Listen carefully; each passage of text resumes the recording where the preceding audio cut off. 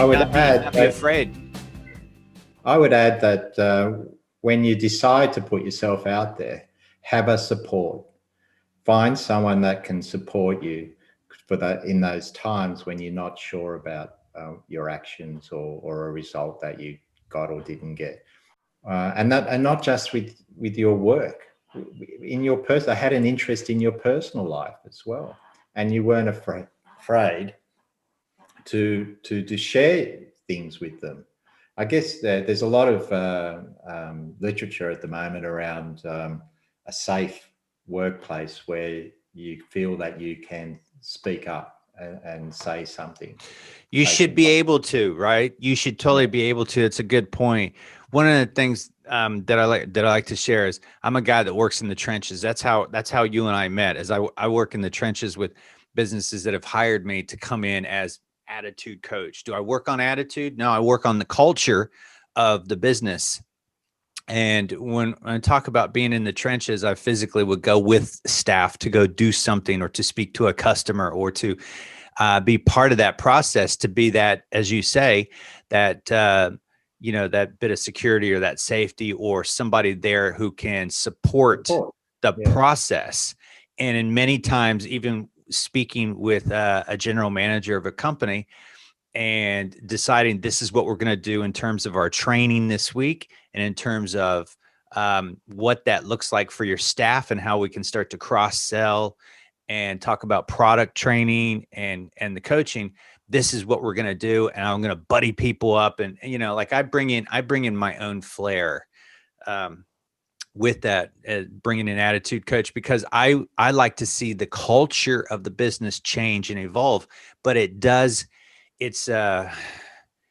almost like when people go in to get a chiropractic adjustment for the first time, and it's such a shock to the system that they either feel a bit ill. Sometimes that happens to people, like once in a blue moon, people feel ill after they get an adjustment. I go to a chiropractor and get an adjustment. I love getting an adjustment, but so it's a shock to the system. And that's what happens when you walk into an organization and all of a sudden you see a couple things and you need to assist to support all that and to change it around. And you will cause, and as I say, I'm not a consultant, I'm an insultant, because sometimes I say this stuff that people don't want to hear, but I will change the direction of where they're at. And that's, that's what I focus on, because I can't, and you also just mentioned vulnerability. Are you talking about you wish everybody could speak up or have it a safe place to open up?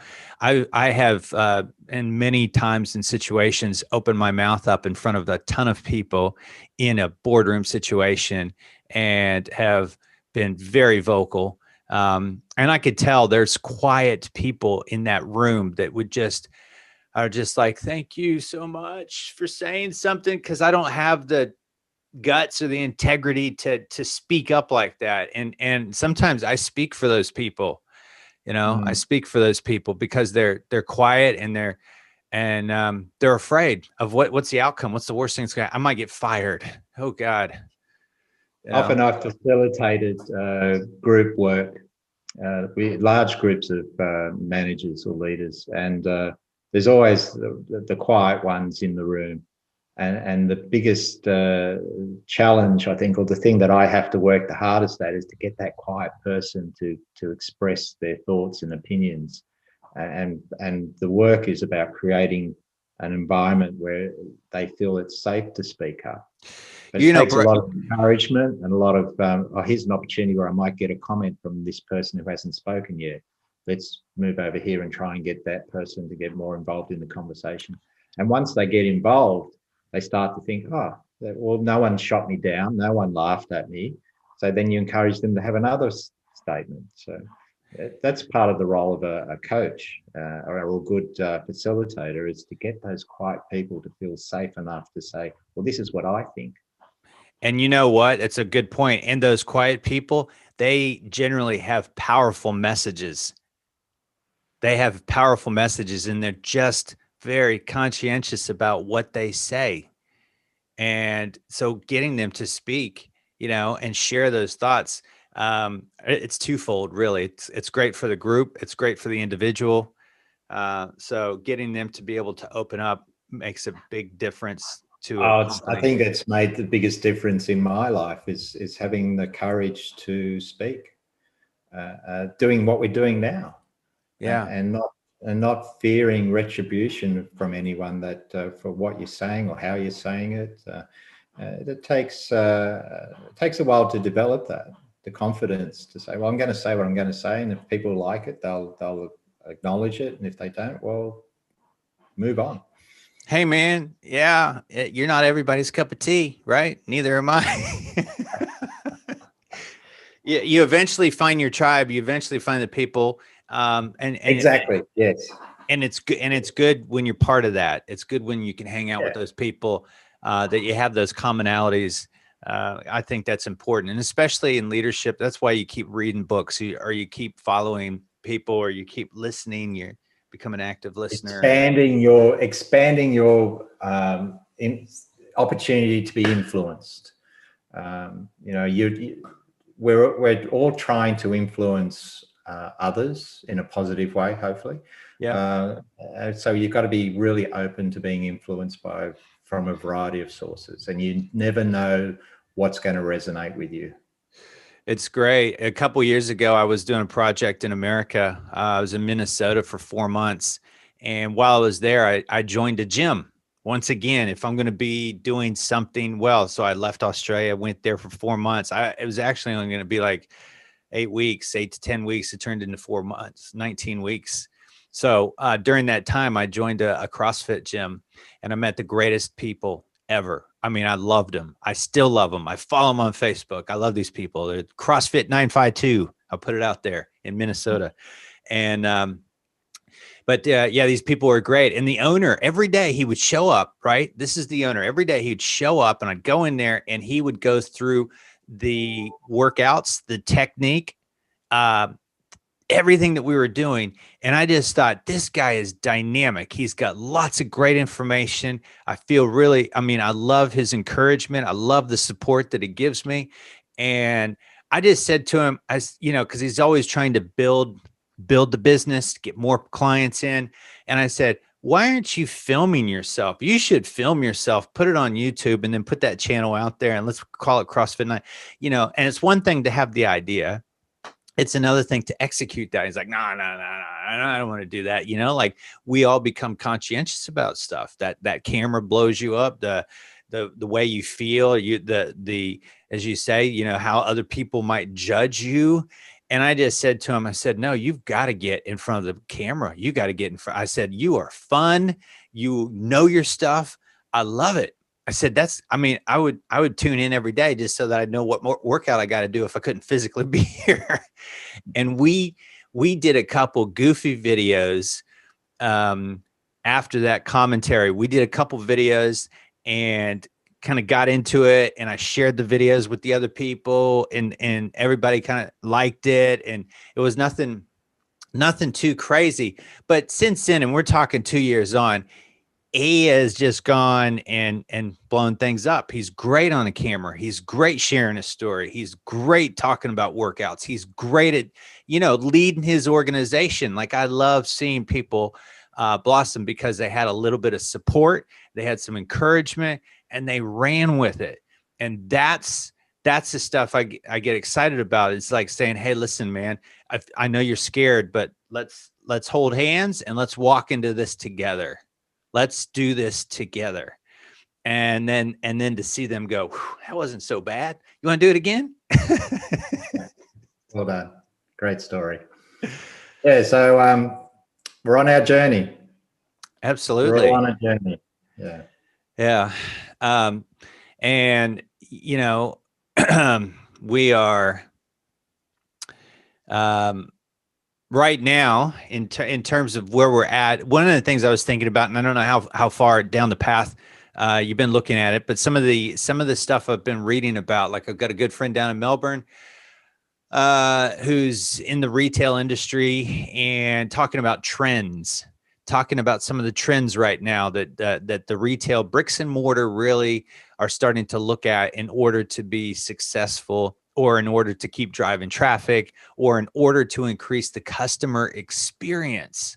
There's some pretty techie type trends that are happening. But nothing will ever take away from really good to good, like good face-to-face customer service.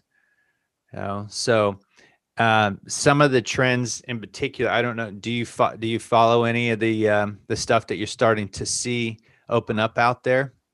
Obviously, in retail, the tech side is just exploded over the last few years. The customer's expectation that you may not have what I'm looking for in your shop, but can you get it for me? Can you get it delivered to my home quickly? Can you get it from one of your other shops if they've got it and you haven't got it?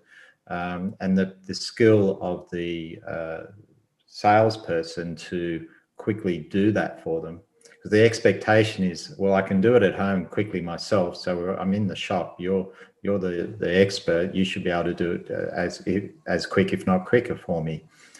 So certainly that's the trend as far as accessibility of products, items. Yeah. But you were right back then when you said the customer experience still relies upon dealing with someone who has an interest in what I'm trying to progress in. So I'm in the shop to buy something because I want to make progress in something, whether it's at Bunnings when I'm looking for a new tool, it's because I want to progress in the job that I'm doing in my home. If I'm in the cookware department, in the department store, I'm looking for something that's going to help me progress in my cooking skills or the finished product that I'm trying to make. Find a common interest with me and help me through your own experience, your own stories about which product will best help me in making that progress. That's the skill that's still to be fully developed, I feel, in the retail industry. It's that I'm here, I care about what you're trying to accomplish, and I think we've got a product that will help you accomplish it. And in saying that, one of the things, Bradley, is that I see is like every time I go into an outlet, when thinking about customer service, whether it's a grocery store, I just remember back in the old days, anyways, when if you walk into a grocery store and he said, "Hey, where can I find ketchup, tomato sauce?" And people go, "Oh, I'll show you. It's right down here, aisle 5." They want to walk you over there and check it out, and here's the whole section of tomato sauce or ketchup. And you don't see that nowadays. I mean, they may know the aisle, but they'll point to it and say it's down there. And I see that a lot in retail or even Bunnings. Oh, that's aisle 13, down halfway on the right-hand side. Well, that's great. But why not, like if you're not busy, why don't you take me down there? I'm seeing less and less people. And I don't know if it's because of post-pandemic, but I'm seeing less people in some of these department stores, and I'm seeing less help around the traps, and that turns me off as a consumer. That turns me off. It could get me excited as a coach, though, because if I walked into an organization and I'd say, "Hey, look, you got a real opportunity. You don't have a lot of foot traffic in here, so every customer is golden." That's the way I see it. Every single customer is golden, and every time you're selling product, you're able to put money in the till, which then pays for the lights and this place, and also pays for your wage. So you need to be on top of it. Don't just assume that you're going to get paid this week because 3 customers have come in. We need more sales, and the customers need a little bit of help. And so I just don't see it that often. I don't see it that often. And it gripes me. It does gripe me, man. Yeah, I think there's a trade-off in COVID and now coming out of it, hopefully coming out of it.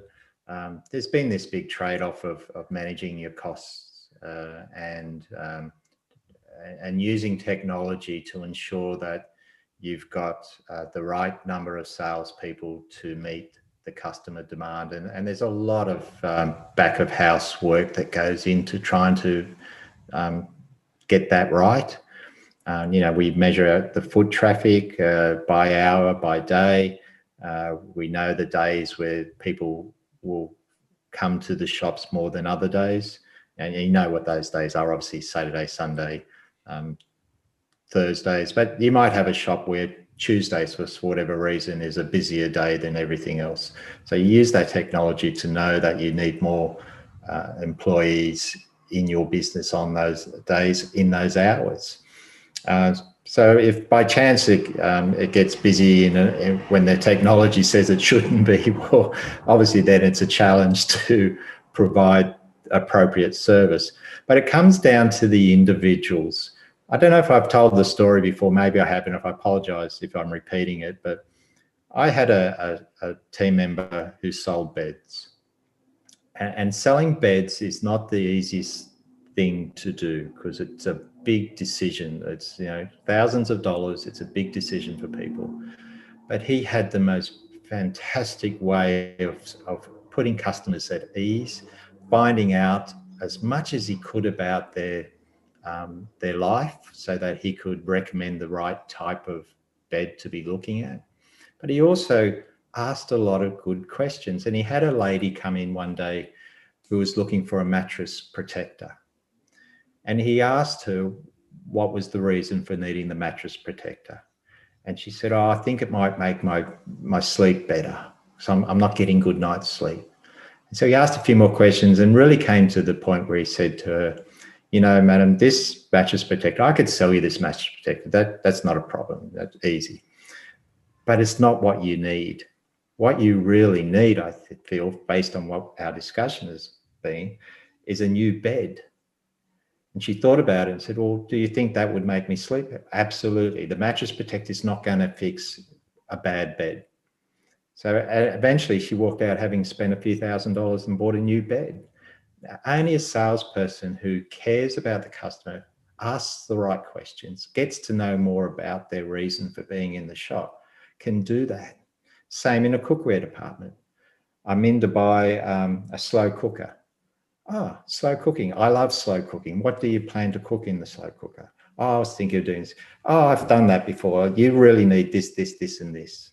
So just going, how may I help you? I'm looking for a slow cook. Yes, they're over here or they're in aisle 3. Isn't going to build that relationship, isn't going to get that information that's really going to give you the opportunity to not just sell them a slow cooker or a better slow cooker, but also the other things that are going to help them progress in their aim, which is to cook beautiful, slow cooked meals. Very true. Very true. Yeah. And technology won't do that for you. No, it won't. It won't. So it's really good when you see a salesperson or, just a staff member. You don't have to be a salesperson, but you can be a representative of the company and representative of the product that you're there with, and be able to engage with the customers and get them to open up instead of just being order taker, like, oh, I'll just carry that to the cash registers or anything else you need and then ring it up and see you later. Young kid the other day down at Mexican restaurant. Was it Mexican? No, it was another restaurant that we went to, and he was from the entranceway to the cash register to the table to bringing the food and checking back on us. It's been years since I met somebody with his engagement, his ability to communicate. 18-year-old kid. He's got less than 100 days left of school. He also works at another retail store in the mall, and he was dynamic. He was dynamic to sit here and listen to it. And then he started talking about, like, I'm really scared of my generation, meaning his generation. He said, nobody's doing anything. He's like, I know that I need to talk to customers and I need to know what they want and, where they're from. And he goes, the people I meet every day. And he was going through it, and it was just the most refreshing thing in the world. And he's like, he's like 1 in a million.